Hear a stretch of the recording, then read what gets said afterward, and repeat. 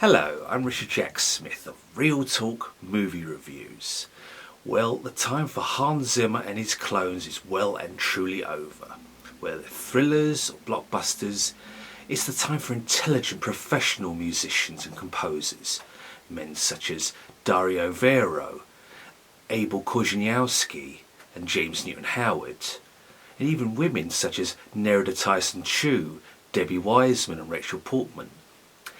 For the spy thriller, The Courier, starring Benedict Cumberbatch, Abel Korzeniowski gives us a classic spy score. It's nothing like David Shire's The Conversation, which relied purely on piano, nor is it as ambient and dreary as Michael Clayton by James Newton Howard. No, this is closer in character to another Benedict Cumberbatch effort, The Imitation Game, which was scored by Alexander Desplat.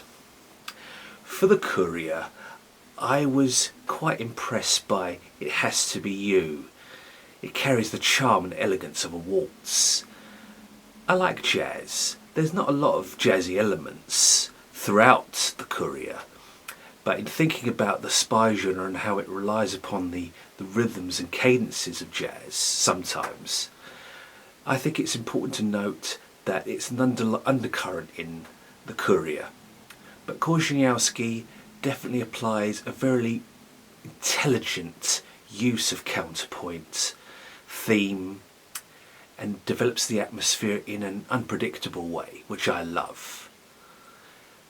Iron Curtain felt very grave in comparison to Spies and Typewriters.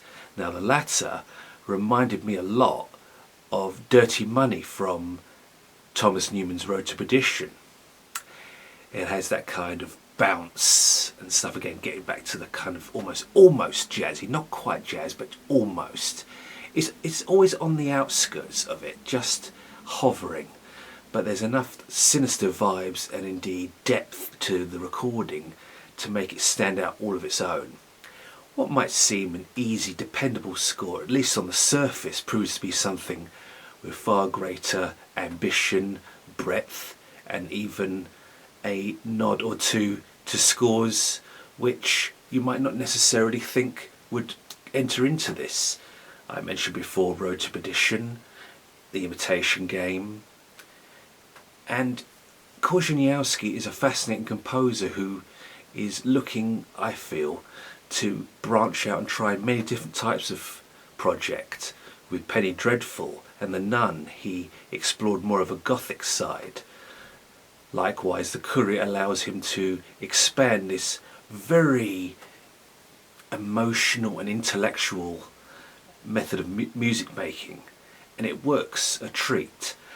I would say perhaps that he presses a little bit too firmly on a couple of musical ideas, maybe a tad repetitious in the early going and a little bit towards the end.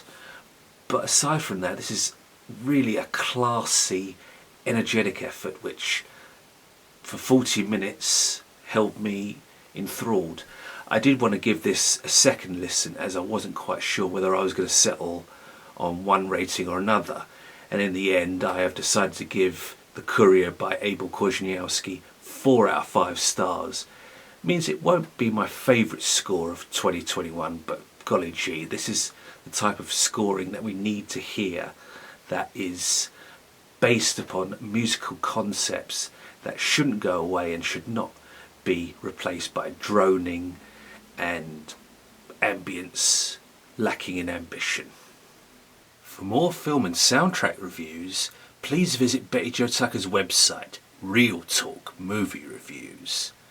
On Facebook you can find my pages, Hip-Notic Movie Reviews and Hip-Notic Soundtrack Reviews. You can also find me on Twitter at mbeanfan101. I am Richard Jack Smith, thank you for watching and I'll see you next time.